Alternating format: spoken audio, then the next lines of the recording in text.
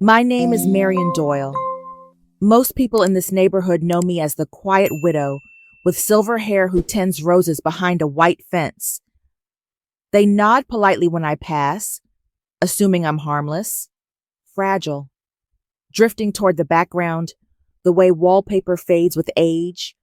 I've allowed them to believe that story. Even my son believes it, especially his wife. And that is why, on a Saturday evening, in my own dining room, she decided to humiliate me in front of 12 guests. The dinner had begun well enough. Roasted chicken filled the house with the smell of rosemary, garlic, and lemon. Wine glasses clinked, conversations overlapped, and laughter spilled through the room like music too loud to quiet. I stayed mostly in the kitchen, slipping in and out, filling water, placing rolls in baskets. I have learned that when you keep yourself in the background, people forget to be cautious around you. They reveal themselves. Tara, my daughter-in-law, thrived on that stage. She told stories louder than necessary, corrected Ethan's smallest details, made jokes at his expense that left him smiling thinly. When dessert plates were cleared, she announced she would handle coffee. I stood to help, and she waved me off, her voice pitched high for the room to hear. "Honestly, Marian," she said, with a grin that didn't touch her eyes, "you're like an old maid fluttering around in her nest. Sit down. We don't want you to trip and break something." Laughter followed, hesitant at first, then bolder. Ethan lowered his head. I felt the air tighten. Then she did it. She carried a plate stacked with cups, pretended to stumble, and let one dish fall. It hit the hardwood floor and shattered into white shards. She bent gracefully, picked up the largest piece, then turned to me. "Oh dear, since you're already close to the ground, why don't you take care of the rest? We wouldn't want anyone to cut themselves." The guests froze. A cough, a nervous chuckle. Ethan's hand twitched but didn't rise. I held out my palm. "Hand me a towel," I said.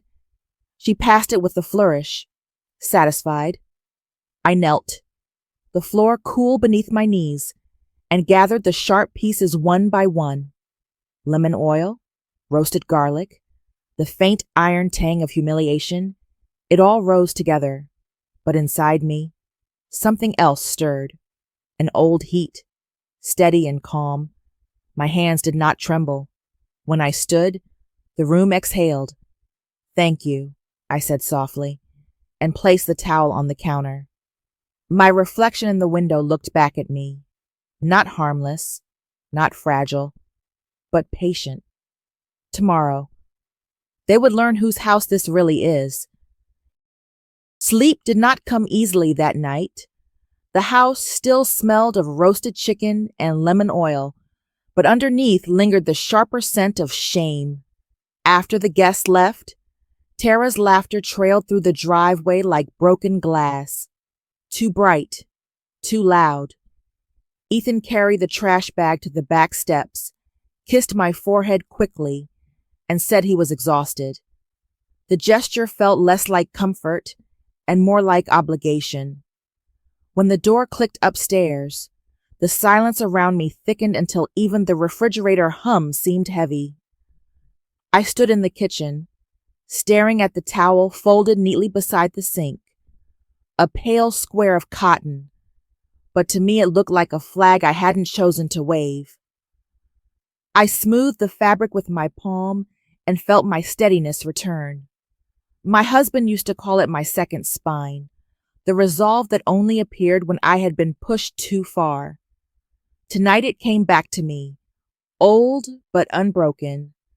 From the pantry I slid out a leather folder tucked behind the flour bins, an ordinary hiding place for extraordinary things. Inside were deeds, contracts, bank records, proof of a life lived carefully, deliberately, proof that my name still carried weight in ink that could not be erased by a careless insult. I carried the folder into my office, a narrow room with a walnut desk and one framed photograph. The day my husband and I signed the documents that made us owners of a building no one thought would survive. He had whispered, "Faith pays its own rent." He was right. I read until my eyes burned, page after page of agreements and signatures. Power, I reminded myself, does not always roar. Sometimes it waits quietly in drawers and filing cabinets until the right moment comes. I scribbled 3 notes on yellow paper, underlined a date, and set my alarm for 5:30. Then I returned the folder to the pantry where flour dust would keep it company. Dawn slipped through the blinds, pale and weak.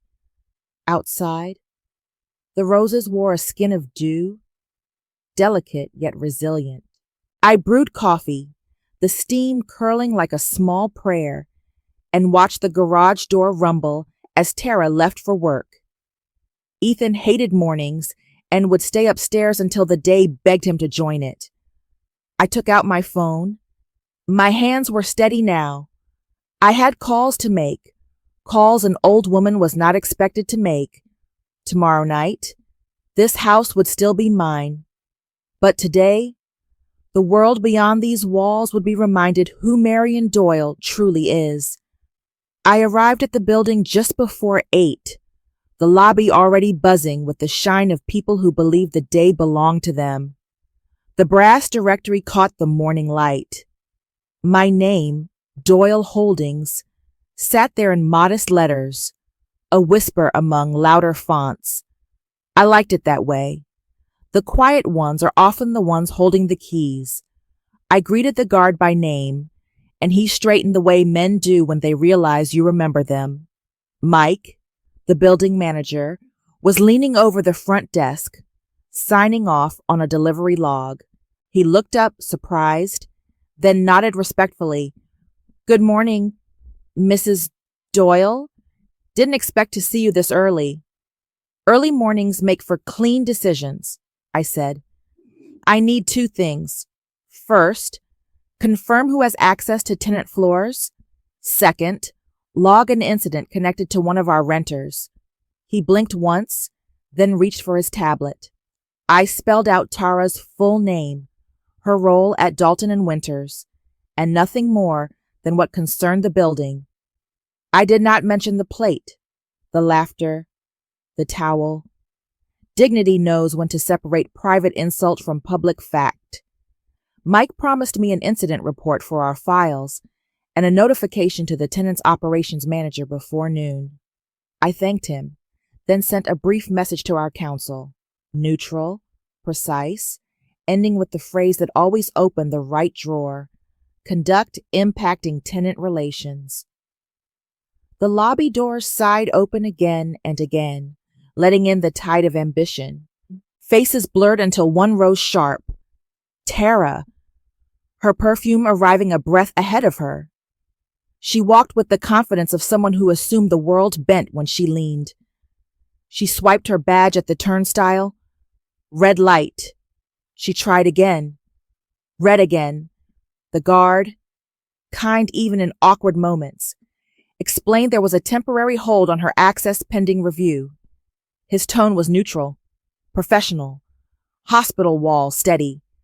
Tara's eyes flicked around, then landed on me. Surprise flashed, then cooled into a smirk. "Really?" she asked, her voice pitched low so others would not hear. "Good morning," I replied, letting the words land like a full stop. She pulled out her phone, called upstairs, adjusted her tone for the person on the line, then hung up, angrier than before. "They'll sort this out. I'm expected. I'm sure they'll make a careful decision," I said. "Care takes time."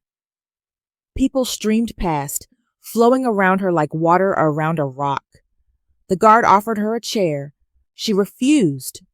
Pride taller than comfort. I stepped into the elevator. Just before the doors closed, I saw her face, stunned, rigid, a shadow of last night's smile.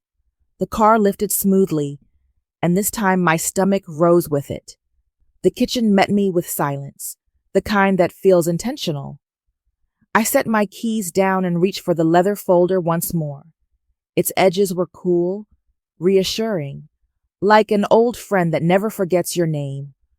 On the counter, I laid out a yellow legal pad and began to write, line after line, everything that had happened the night before. Words became stones, and I stacked them carefully.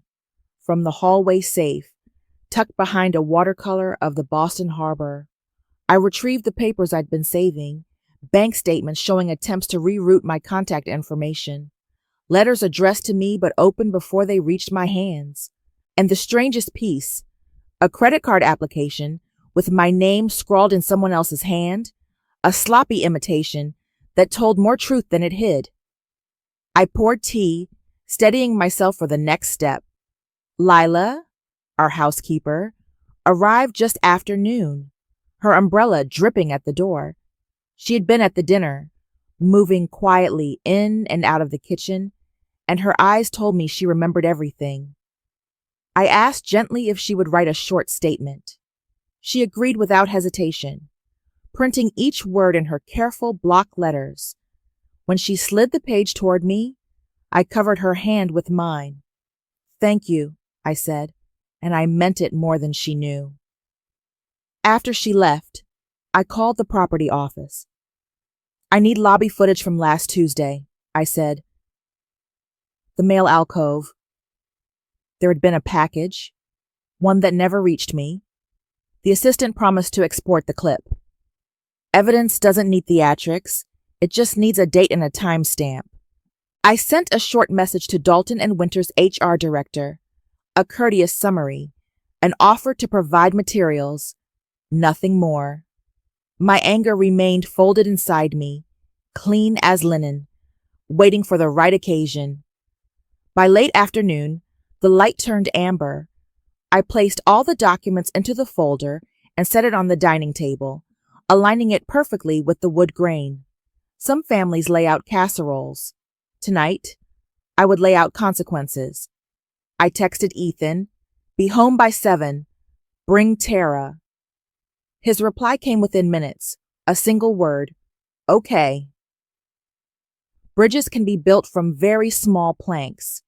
The house exhaled with each tick of the clock. I straightened chairs, polished the silver, wiped down the surface until it shone. This was not about vengeance. It was about dignity, and dignity deserves ceremony. When the front door opened at 6:58, I was already seated at the head of the table.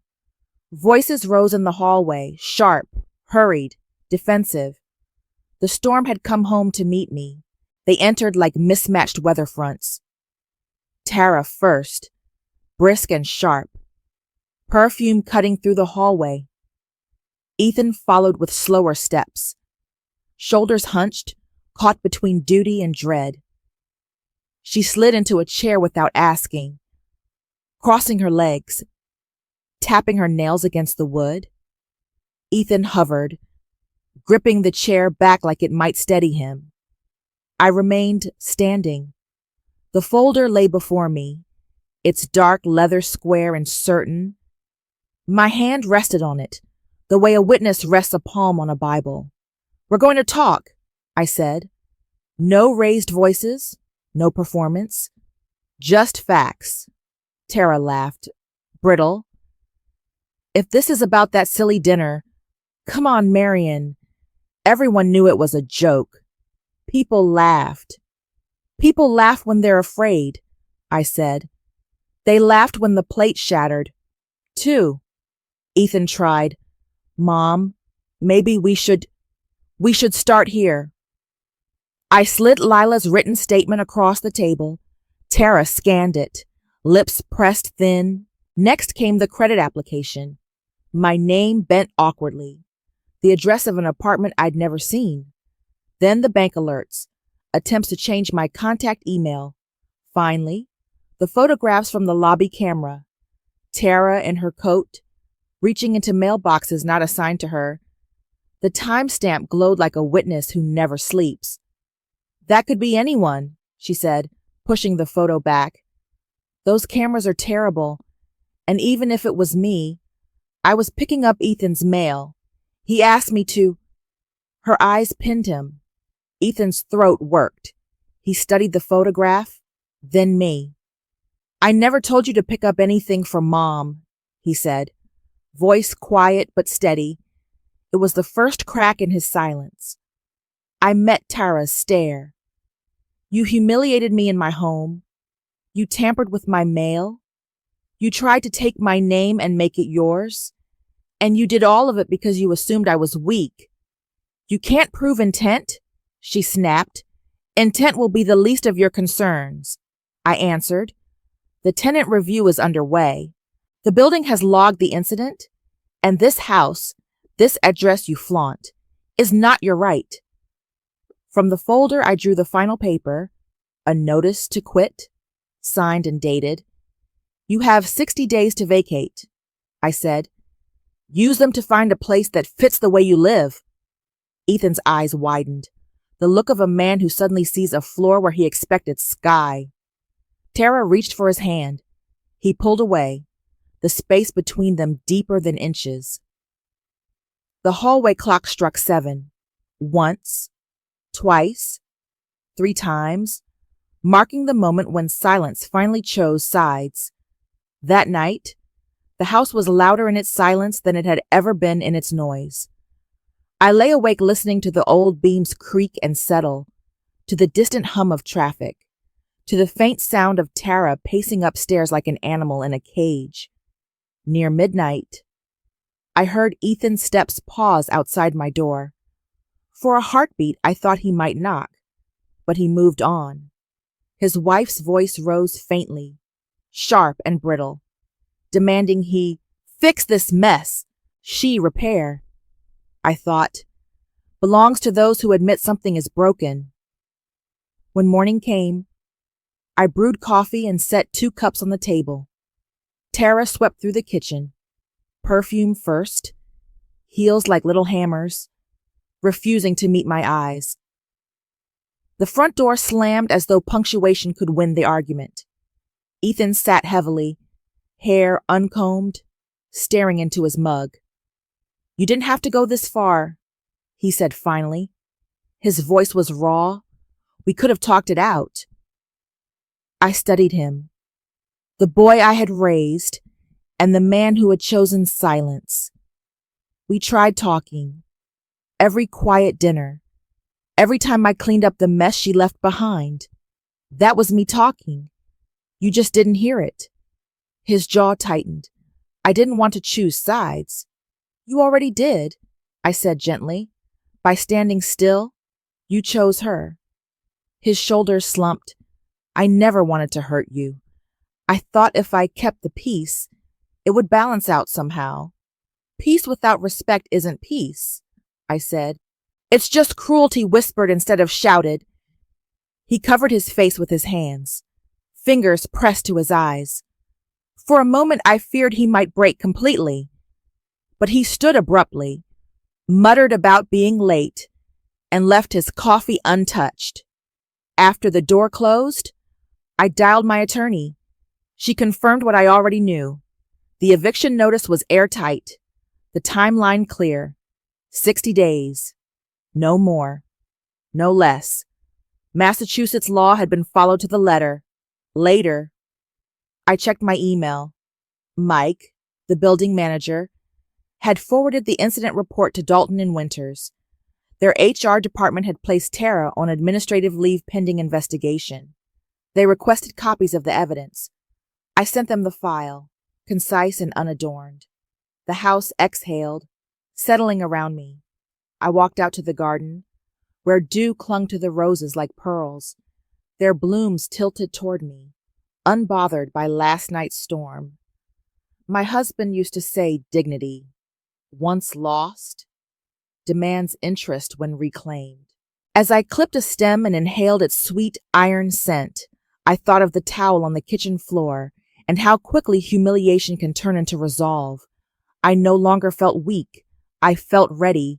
By midweek, whispers had already spread further than I expected. Professional circles carry news like dry leaves carry wind. Quick, restless, unstoppable. A colleague from another tenant company called me, her tone careful, deliberate. Marian, I don't know the full story, but I heard your daughter-in-law was suspended. Is that true? I didn't confirm. I didn't deny. Reviews take time, I said simply. Politeness can be sharper than steel. At home, Ethan dragged himself through the door later each evening, his face hollow, the smell of stale beer on his shirt.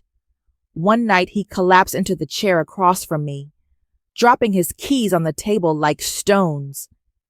She says you're ruining her career, he muttered. She wants to take you to court. I met his weary eyes. She's welcome to try. Evidence is not opinion. Ethan. His hands rubbed his temples, as if he could massage away responsibility. Why couldn't you just let it go? She would have moved on eventually. Moved on to what? I asked softly. Another cruelty? Another night of turning me into a joke? Silence doesn't end abuse. It feeds it. He didn't answer. He wanted peace, still clinging to the fantasy that neutrality was enough. But neutrality is just another word for surrender when harm is done in your own home. Meanwhile, Tara grew louder in her threats. I overheard her on late-night phone calls, telling anyone who would listen that she would sue for wrongful eviction, that she would call the press. Yet when Ethan asked for specifics, lawsuits, lawyers, deadlines, she changed the subject. She knew the law wasn't her shield. One evening, while I watered the roses, Mrs. Callahan stopped by the fence. She had been at the dinner party. Her eyes held both shame and apology. Marian, she said quietly, I should have spoken up that night. The way she treated you, it wasn't right. You don't owe me an apology, I told her. Silence is contagious. I'm just glad mine ended. She swallowed hard, nodding. People know now. About her. About what she did. They're not laughing with her anymore. Recognition, I thought. Not gossip, but recognition. The kind of truth that doesn't sprint but always arrives. That night, alone in the kitchen, I heard my husband's voice again in memory. Hold your ground. Marian. Dignity walks slowly, but it never loses its way. Tomorrow, I decided, I would give Ethan a choice, not between me and his wife, but between honesty and self-destruction. The time for standing still had ended. Rain tapped the windows in the gray morning, a softer sound than the arguments that had filled the upstairs hall the night before. I brewed coffee and sat at the table, waiting. Ethan shuffled in, barefoot, eyes swollen from sleepless hours. He didn't touch the mug I poured for him. She's leaving, he whispered, voice raw. Tara came down the stairs with a suitcase in one hand, her heels clicking like punctuation. She didn't glance at me. She didn't even pause. The door shut behind her, the latch snapping like a verdict. Ethan stared at the empty space where she had stood. His shoulders collapsed, and he lowered his head into his hands. I let this happen, he murmured. I let her treat you that way. I thought if I ignored it, it would pass. But I failed you. For a long moment I said nothing. Then I reached across the table and covered his hand with mine. It was not forgiveness. Not yet. But it was something closer to truth than silence had ever been. Outside, the roses bent beneath the rain, shaking droplets onto the earth. My husband always said storms clean the leaves so the sun can find them. I prayed it would find my son, too. Within a week, the house breathed differently. The air was lighter, as if it had finally exhaled a fever. Without Tara's sharp perfume and late-night stomping, the rooms felt open again, Familiar. I moved through them slowly, reclaiming each drawer and corner she had claimed as hers. It wasn't triumph I felt, but restoration. Ethan lingered, his suitcase packed in the corner of his room, waiting for him to decide. He left small offerings now: groceries on the counter, a bag of my favorite coffee, a note with 2 words: for you. He spoke little, but silence carried a different weight than before. One evening we sat on the porch together while the sun bled copper across the yard. He turned to me, voice low. I think I should get my own place. Stand on my own for a while. I touched his arm. Do what you must. My door isn't closed to you, only to disrespect. He nodded, and for a moment the quiet between us felt almost like peace.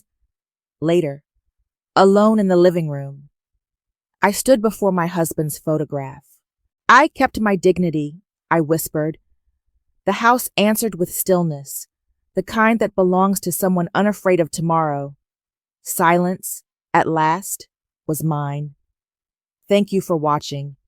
If you enjoyed these family drama and revenge stories, please subscribe and join me for more every day.